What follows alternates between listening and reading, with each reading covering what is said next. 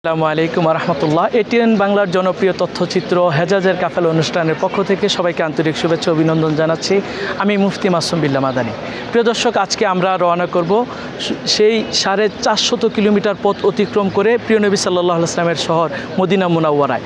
আমরা যেতে যেতে আপনাদেরকে দেখানোর চেষ্টা করব মসজিদে তানঈম বা আয়েশা মসজিদ, তারপর দেখাবো উম্মুল মুমিনিন হযরত মাইমুনা রাদিয়াল্লাহু তাআলা আনহার কবর এবং তার আশেপাশের এলাকা ওয়াদি ফাতেমা, আসফান, নবী করিম সাল্লাল্লাহু আলাইহি ওয়াসাল্লামের আম্মাজান আমিনার কবর এবং আবুয়া এরিয়া বদর হয়ে আমরা ইনশাআল্লাহ আপনাদেরকে দেখাবো প্রিয় নবী সাল্লাল্লাহু আলাইহি ওয়াসাল্লামের শহর মদিনা আল মুনাওয়ারা।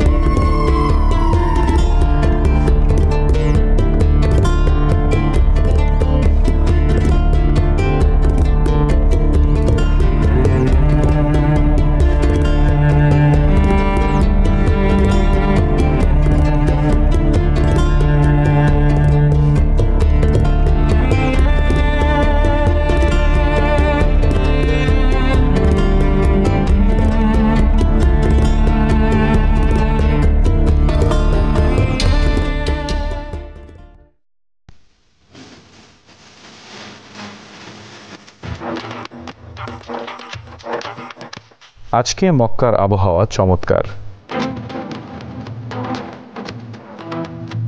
এমনই একটি সকালে আমরা মদিনার উদ্দেশ্যে যাত্রা করব।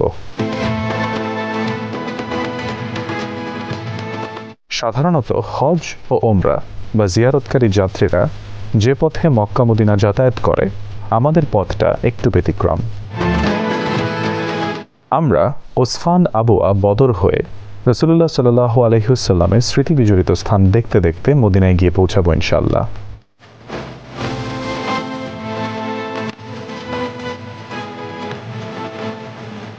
প্রত্যেক সকালের মতো জিয়ারতে আসা হাজিরা মক্কার বিভিন্ন ঐতিহাসিক স্থানগুলো দেখতে বেরিয়ে পড়েন বিভিন্ন পরিবহনে। কাবার মেহমানরা কেউ হারামমুখী, কেউ আবার হারাম থেকে বের হয়ে হোটেলমুখী। ফজর থেকে জোহর লম্বা সময়।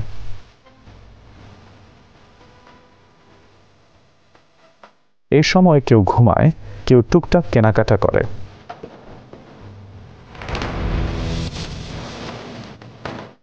কেউ মক্কার ঐতিহাসিক স্থানগুলো দেখতে চেষ্টা করে। কেউ আবার বাইতুল্লাহ ইবাদত বন্দেগীতে সময় ব্যয় করে। সকাল সন্ধ্যা হারামের চারপাশে ভিড় ভাট্টা লেগেই থাকে। মক্কা আধ্যাত্মিক শহর, মক্কা ইবাদতের শহর। মক্কার অনেক ফজিলত আছে। সহিহ হাদিসের বর্ণনা মতে আব্দুল্লাহ বিন আদি বিন আমর বলেছেন, আমি রাসূলুল্লাহ সাল্লাল্লাহু আলাইহি ওয়াসাল্লামকে সওয়ারির উপর আরোহণ করা অবস্থায় মক্কাকে লক্ষ্য করে বলতে শুনেছি, আল্লাহর শপথ, তুমি আল্লাহর জমিনের মধ্যে আল্লাহর কাছে শ্রেষ্ঠ। যদি আমাকে তোমার কাছ থেকে বের করে দেওয়া না হতো, আমি কিছুতেই বের হতাম না।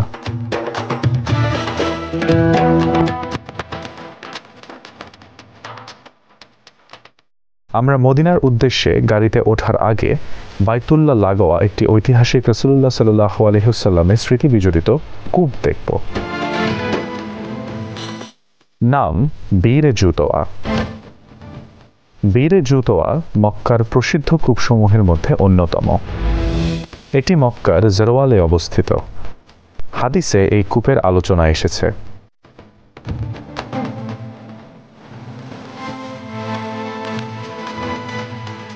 রাসূলুল্লাহ সাল্লাল্লাহু আলাইহি ওয়াসাল্লাম সেখানে অবতরণ করেন, এই কূপের পানি দিয়ে গোসল করেন এবং রাত্রি যাপন করেন।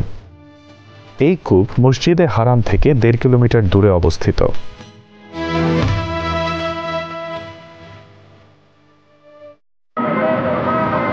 নবী করিম সাল্লাল্লাহু আলাইহি ওয়াসাল্লাম তিনি যখন হজ এবং উমরার জন্য হিরাম বেঁধে মক্কা এসেছিলেন, তখন এইটা ছিল একটা ওয়াদি বা উপত্যকা। এই ওয়াদিটার নাম ছিল ওয়াদি তুয়া। এর পাশেই ছিল বীরে তুয়া অর্থাৎ একটি কূপ। এই জায়গায় রাসূলুল্লাহ সাল্লাল্লাহু আলাইহি ওয়াসাল্লাম রাত্রি যাপন করেছেন। এই বীরের পানি দিয়ে সকালে গোসল করেছেন এবং তিনি পবিত্রতা অর্জন করে এখানে ফজরের সালাত আদায় করেছেন।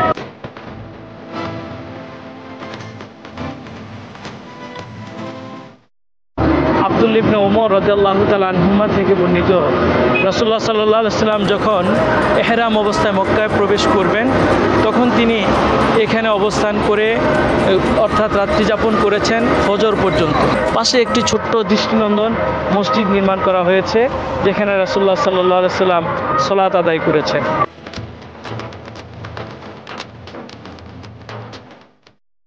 এখন অবশ্য এটা পরিত্যক্ত বলতে এখানে আর সরাসরি কাউকে আসতে দিচ্ছে না, তবে মোটর এবং পাইপের মাধ্যমে পানি তোলার ব্যবস্থা তারা করেছেন এবং এটা সংস্কার কাজ চলছে, যে জন্য এখন আর আমরা পানি নিতে পারছি না। হয়তো অল্প কিছু দিনের মধ্যেই এটা জনসাধারণের জন্য ওপেন করে দেওয়া হবে ইনশাআল্লাহ।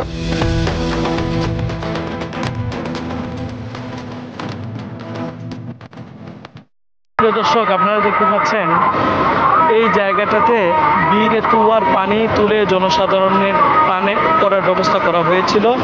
এখন সংস্কার কাজ চলছে, হয়তোবা নতুনভাবে আরও সুন্দর করে সর্বসাধারণের জন্য এই বীরে তুয়ার পানি পানের ব্যবস্থা করা হবে।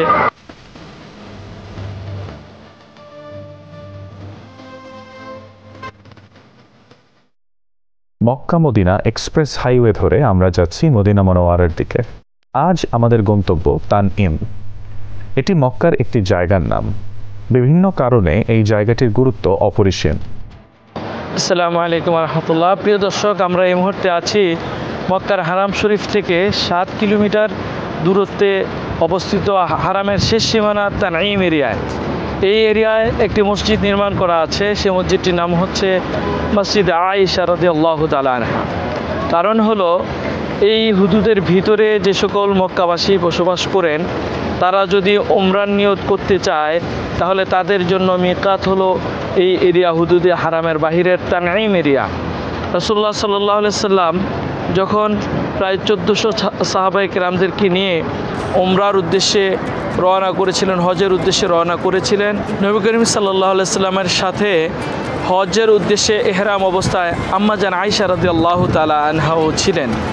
তিনি এই মিকাত এরিয়ায় পৌঁছার আগেই প্রাকৃতিক অসুস্থ হয়ে যান, যে কারণে আল্লাহ রাসূল সাল্লাল্লাহু আলাইহি সাল্লাম বললেন, আয়েশা তুমি তাওয়াফ ছাড়া হজের বাকি কার্যক্রমগুলো হাজিদের সাথে করে যেও।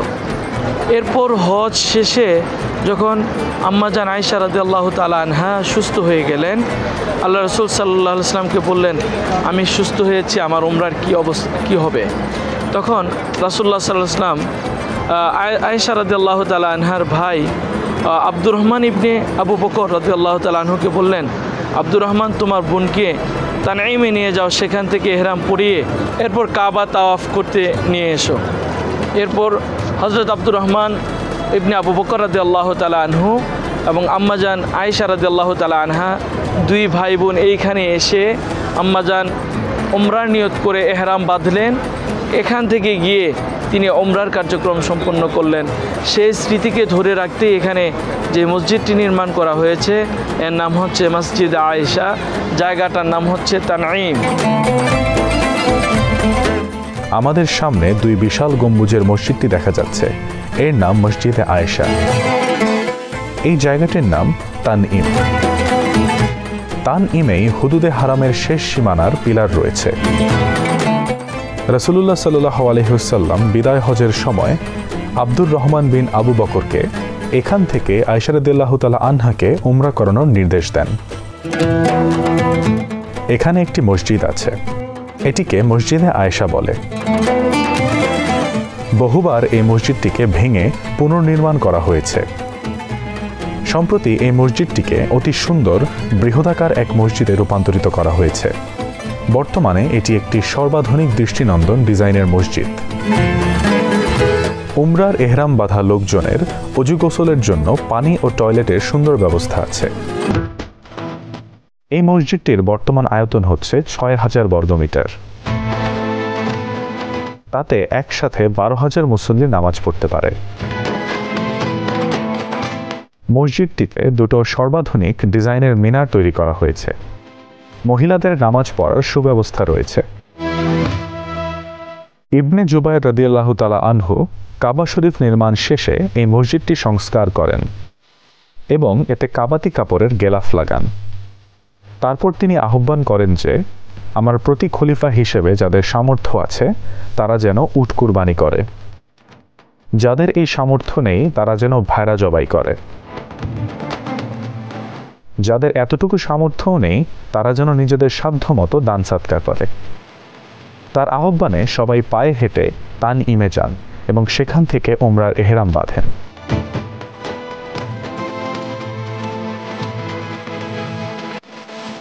তারা আল্লাহর শুকরিয়া স্বরূপ এই উমরা করেন। ওই দিনের চাইতে বেশি দাস মুক্তি, উট ও ভেড়া জবাই এবং সদকা অন্য কোনো দিনে দেখা যায়নি।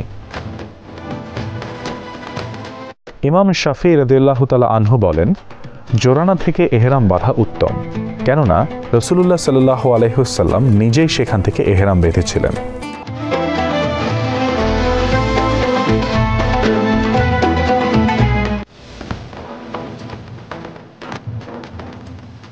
আয়েশা মসজিদ দেখার পর আমরা আবার যাত্রা শুরু করলাম। সামনে যে জনপদটি পড়বে এর নাম সারেফ উপত্যকা। মসজিদে হারাম থেকে সারেফ উপত্যকার দূরত্ব 6 মাইল। জুম্মুম এবং মক্কার মাঝামাঝি এর অবস্থান। আমরা চলে আসি ওয়াদি সারেফে। 1500 বছর আগের ওয়াদি সারেফ আর এখনকার ওয়াদি সারেফের মাঝে বিস্তর ফারাক। এখন ওয়াদি সারেফ একটি আধুনিক জনপদ। এলাকাটি উত্তর মক্কার প্রবেশদ্বার হিজরা সড়কের উপর এবং সড়কটি বর্তমানে এক্সপ্রেস রোড হিসেবে পরিচিত। ওয়াদি সারেফের বর্তমান নাম হচ্ছে নাওয়ারিয়া। এই উপত্যকায় আম্মাজান মাইমুনা বিনতে হারেস হেলালি রাদিয়াল্লাহু তাআলা আনহার সাথে রাসূলুল্লাহ সাল্লাল্লাহু আলাইহি ওয়াসাল্লামের বিয়ে হয়েছিল। এই উপত্যকার মেয়ে ছিলেন মাইমুনা রাদিয়াল্লাহু তাআলা আনহা। সম্মানিত দর্শক, আপনারা দেখতে পাচ্ছেন আমরা মক্কা থেকে মদিনা হিজরতের যে রোড, সেই রোডের প্রায় 12 মাইল দূরত্বে হযরত মাইমুনা রাদিয়াল্লাহু তাআলা আনহার কবরের পাশে দাঁড়িয়ে আছি। তিনি এই সারেফ উপত্যকা বা ওয়াদিয়া সারেফের অধিবাসী ছিলেন। বর্তমান যেই এরিয়াটার নাম হচ্ছে নাওয়ারিয়া, এই এরিয়াতেই তিনি বসবাস করতেন। রাসূলুল্লাহ সাল্লাল্লাহু আলাইহি সাল্লাম যখন নবম হিজরিতে ওনার কাজা উমরা এবং হজ করতে আসেন, এই এরিয়ায় আসার পরে তিনি রাসূলুল্লাহ সাল্লাল্লাহু আলাইহি সাল্লাম হযরত মাইমুনা রাদিয়াল্লাহু তাআলা আনহাকে বিয়ের প্রস্তাব দেন এবং এই এরিয়াতেই ওনাদের শুভ বিবাহের সম্পন্ন হয়। উমরা করার পরে ফিরে যাওয়ার সময় এই এরিয়াতেই তাদের বাসর হয়। প্রিয় নবী সাল্লাল্লাহু আলাইহি সাল্লামের এই মহিয়সী আম্মাজানের ব্যাপারে মন্তব্য হচ্ছে, তিনি তাকে রাসূলুল্লাহ সাল্লাল্লাহু আলাইহি সাল্লামের জন্য ওয়াকফ করেছিলেন, যে কারণে আল্লাহ তাআলা আয়াত নাজিল করে দিয়েছেন। সূরা আহজাবের 25 নম্বর আয়াতে আল্লাহ তাআলা বলেছেন যে ওই মুমিন নারী যে তার নিজেকে রাসূলের জন্য ওয়াকফ করে দিয়েছেন। অর্থাৎ কাতাদা রাদিয়াল্লাহু রাহিমাহুল্লাহ তিনি বলেন, উম্মুল মুমিনিন হযরত মাইমুনা রাদিয়াল্লাহু তাআলা আনহা তার নিজেকে রাসূলুল্লাহ সাল্লাল্লাহু আলাইহি সাল্লামের জন্য ওয়াকফ ঘোষণা করেছেন। রাসূলুল্লাহ সাল্লাল্লাহু আলাইহি সাল্লাম এর স্ত্রীদের মধ্যে অর্থাৎ উম্মুল মুমিনিনদের মধ্যে আম্মাজান আয়েশা রাদিয়াল্লাহু তাআলা আনহা বলেন, আমাদের সকলের মধ্যে মাইমুনা রাদিয়াল্লাহু তাআলা আনহা ছিলেন সবচেয়ে বেশি আল্লাহ ভীরু এবং ইবাদত গুজারি। আল্লাহ তাআলা এই মহিয়সী আম্মাজানকে জান্নাতের সর্বোচ্চ মর্যাদা দান করুন।